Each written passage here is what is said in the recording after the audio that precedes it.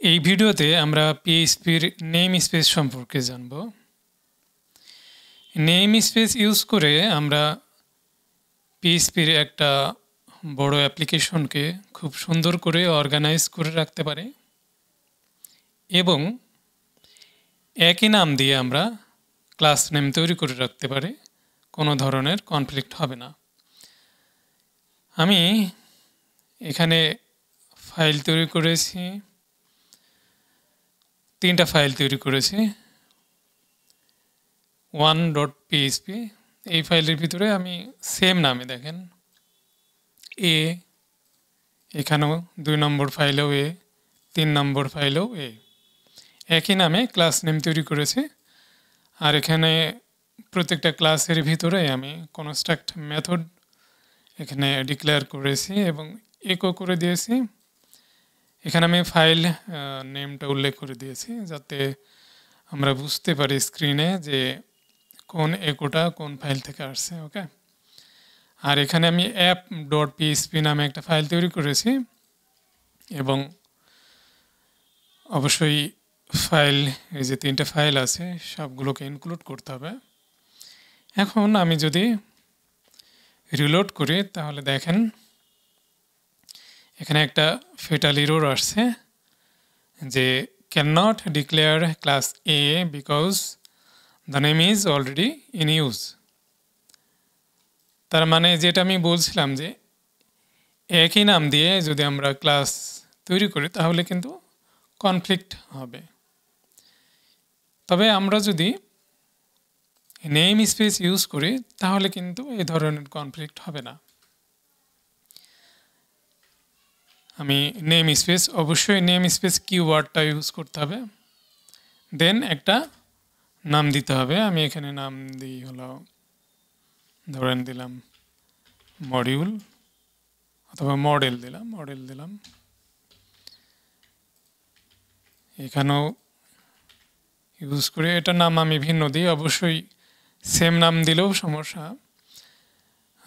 তাহলে ওই একই প্রবলেম হবে। এটার আমি নাম দিই হলো কন্ট্রোলার, আর এইটার নাম দিই ইউটিলস। আপনি যে কোনো নাম দিতে পারেন শেখার জন্য। তো আমি এই নামগুলো দিলাম। এবার যদি আমি আবার রিলোড করি তাহলে এররটা কিন্তু চলে গেছে, তার মানে কনফ্লিক্ট নাই। ওকে, তো একগুলো আমি এখন স্ক্রিনে দেখাবো। যেহেতু সবগুলো ক্লাস, তো আমি সবগুলোর অবজেক্ট বানাবো এখানে। তো অবজেক্টকে আমি এইভাবে বানাবো, এইভাবে, যেইভাবে আমরা অলরেডি বানিয়ে আসছি। দেখেন আবার কিন্তু ফেটাল এরর, তার মানে যে এ, এই যে এ ক্লাস এ নট ফাউন্ড, এটা নট ফাউন্ড দেখাচ্ছে। এর মানে হলো যদিও এখানে এ নামে ক্লাস আছে কিন্তু এই যে এর আগে নেম স্পেস আছে এই জন্য নট ফাউন্ড দেখাচ্ছে। যখনই নেম স্পেস থাকবে, নেম স্পেসটা আমাদের অবশ্যই আগে এটা ডিক্লেয়ার করে দিতে হবে। নেম স্পেসটা দিলাম, এরপরে একটা ব্যাকস্ল্যাশ দিতে হবে, এইভাবে ব্যাকস্ল্যাশ। ওকে, এই যে দেখেন এ ফ্রম 1.php। আচ্ছা, আমি এবার 2.php-তে এই যে কন্ট্রোলার আছে নেম স্পেস, কন্ট্রোলারটা দিলাম। আর 3.php-তে আছে ইউটিলস, ইউটিলসে দিলাম। এই যে এখন সবগুলো এসছে। হ্যাঁ, এই পর্যন্ত তো ঠিক আছে, কিন্তু আমি এই যে app.php এই ফাইলেই যদি আমি একটা নেম স্পেস ইউজ করি তাহলে কি হয় দেখি। নেম স্পেস এটার আমি নাম দিলাম ধরেন মাই অ্যাপ। আচ্ছা, রিলোড করে দেখি যে এররটা কি এখানে দেখায়। একটা ফ্যাটাল এরর আসছে যে name space declaration statement has to be very fast statement আচ্ছা, এখানে যে এররটা এসছে সেটা হলো নেম স্পেস সবসময় একেবারে বোঝা ভেরি ফার্স্ট স্টেটমেন্ট। এর মানে হলো একেবারে কোডের শুরুতে, মানে পিএইচপি যে ব্লকটা শুরু হয়েছে যেখানে, সেখানে ইউজ করতে হবে।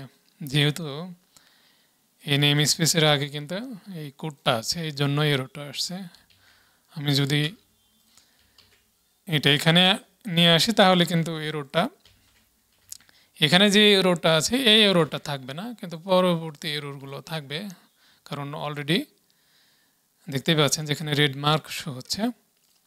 তো আমি নেম স্পেস এখানে ইউজ করে দেখলাম যে এররটা করে দেখলাম যে আপনারা সবসময় নেম স্পেসগুলো শুরুতে, কোডের শুরুতে ইউজ করবেন। এবার দেখি কি এরর দেখায়। এবার ফ্যাটাল এরর আসছে, আনকট এরর ক্লাস। এখানে খেয়াল করেন মাই অ্যাপ মডিউল, তারপরে এই যে এ প্রথমে আছে মাই অ্যাপ ব্যাকস্ল্যাশ মডেল, তারপরে এ। কিন্তু আমি তো এখানে এটা দিয়েছি মডেল ব্যাকস্ল্যাশ এ, তাহলে মাই অ্যাপ কোথা থেকে আসলো? এই যে এখানে যে নেম স্পেসটা আমি এখানে ইউজ করেছি, তার মানে আমার এই অবজেক্টগুলো এখন এই নেম স্পেসের আন্ডারে চলে গেছে। এই জন্যই এখন যে অবজেক্টে আমি এর ভিতরে তৈরি করব সব এই নেম স্পেসের আন্ডারে চলে যাবে এবং এইভাবেই সেটা হলো কাউন্ট হবে। হ্যাঁ, তো এটা আমরা ঠিক করতে পারি এইভাবে যে এখানে যদি আমি শুরুতে যদি ব্যাকস্ল্যাশ ইউজ করি সবগুলোতে, তাহলে এটা ঠিক হয়ে যাবে। এই যে এর মানে হলো এই ব্যাকস্ল্যাশ শুরুতে যদি ব্যাকস্ল্যাশ ইউজ করা হয় তাহলে এটা হলো রুট থেকে হিসাব হবে, মানে এটা রুটে চলে যাবে। তখন আর এই মাই অ্যাপে নেম স্পেসটাকে ধরবে না, এর আন্ডারে আর থাকবে না এগুলো, এই জন্যই। আচ্ছা, আরেকভাবেও আমরা ঠিক করতে পারি, সেটা হলো আমি এইগুলো উঠিয়ে দিই এখান থেকে। আমরা চাইলে এই যে 1.php সব ফাইলগুলোর প্রথমে নেম স্পেসের আগে এইভাবে ইউজ করে রাখতে পারে।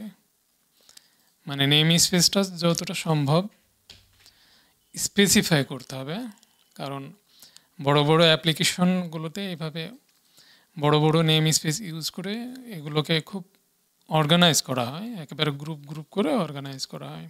ঠিক আছে, তো মূলত আমি ওই মডেলেই আর কি এগুলো করতেছি। ওকে, এবার দেখি এই যে দেখেন কোনো এরর নাই। তো এখানে যে নেম স্পেসটা আমি ডিক্লেয়ার করেছি এইটার কারণেই কিন্তু প্রবলেম হচ্ছে না, কারণ আমার এখানে নেম স্পেসের আগে কিন্তু মাই অ্যাপ দেওয়া আছে, আমি কিন্তু এখানে মাই অ্যাপ ইউজ করি নাই। কোনো কারণে এখান থেকে যদি নেম স্পেসটা আমি উঠিয়ে দিই আবার কিন্তু এরর চলে আসবে। এই যে, তো কারণ হলো এই যে মাই অ্যাপ এটা পাচ্ছে না, এই জন্য। তো আমি সবগুলোর আগে এভাবে মাই অ্যাপ দিয়ে রাখতে পারে, তাহলেও এরর আসবে না। এবার যদি আমি এগুলো এখানে নেম স্পেস দিই তাহলে আবার কিন্তু এরর আসবে। এই যে, তো শুরুর দিকে এইভাবে যদি আবার ব্যাকস্ল্যাশ দিই আবার এররটা চলে গেল। তো এইভাবে আর কি কাজ করে। আচ্ছা, তো আমি এখান থেকে এটা উঠিয়ে দিই যেহেতু আমার নেম স্পেস সবার প্রথমে দেওয়া আছে। আচ্ছা,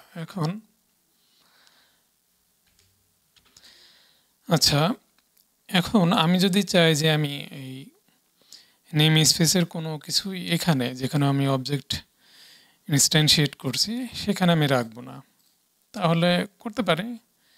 এটার জন্য আমাকে ইউজ করতে হবে, এই কিওয়ার্ডটা ইউজ করে এই যে নেম স্পেস এবং আবার স্ল্যাশ দিয়ে ক্লাসের এই নামটাও কিন্তু দিতে হবে। হ্যাঁ,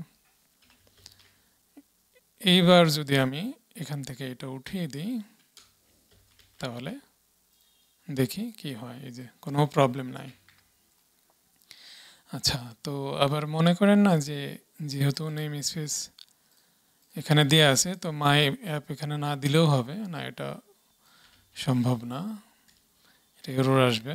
কারণ এখানে আমি ইউজ করছি। হ্যাঁ, যখনই ইউজ করব তখন অবশ্যই নেম স্পেসটা পুরোটাই আমাকে দিতে হবে। হ্যাঁ, তো এটা আমি এইভাবে দিলেও সমস্যা নাই। ওকে, আবার ব্যাকস্ল্যাশ এখানে না দিলেও সমস্যা নাই। ওকে, এখন আমি সবগুলোতেই যদি সেম কাজ করি, ধরেন এই যে 2 নম্বর ফাইলে যেহেতু এটা আছে, তো আমি 2 নম্বর ফাইলের ওইটা নিয়ে আসলাম। তারপরে 3 নম্বর ফাইল আছে ইউটিলস, নিয়ে আসলাম। ওকে, তো এখন এখান থেকে যদি আমি উঠিয়ে দিই, তো এখানে অবশ্যই প্রবলেম হবে, কারণ সবগুলোই সিমিলার। দেখেন এখানে কিন্তু সব রেড মার্ক হয়ে গেছে, কারণ এখানে সব এই যে ডিক্লেয়ার হয়ে গেছে, এই যে ক্লাস নেম সেম। এই কারণে এই প্রবলেমটা সাধারণত আমরা ক্লাসের নামগুলো আলাদাই করে রাখি। তারপরেও যদি এরকম সমস্যা হয়েই যায়, তাহলে যেটা করতে পারি, এখানে আমরা অ্যাজ এই কিওয়ার্ডটা ইউজ করে আমরা এটাকে একটা নাম দিয়ে রাখতে পারি এখানে, যে এটার নাম দিলাম আমি বি, আর এটার নাম দিলাম আমি সি। ওকে, তাহলে রেড মার্কগুলো চলে গেল। আর যেহেতু এটার নাম আমি এখানে বি দিয়েছি, তার মানে এটা কিন্তু বি দিতে হবে। আর এটার নাম যেহেতু সি দিয়েছি, এটাকেও সি দিতে হবে। এই যে কোনো এরর নাই। আমি এখানে একটু ইকোটাতে একটু চেঞ্জ করে দিয়েছি 3টা ফাইলে। তো আশা করি বুঝতে পেরেছেন, এগুলো আমি ঘুরিয়ে দেখালাম বিভিন্নভাবে। এইভাবে অ্যাপ্লিকেশনের ভিতরে ইউজ হয়।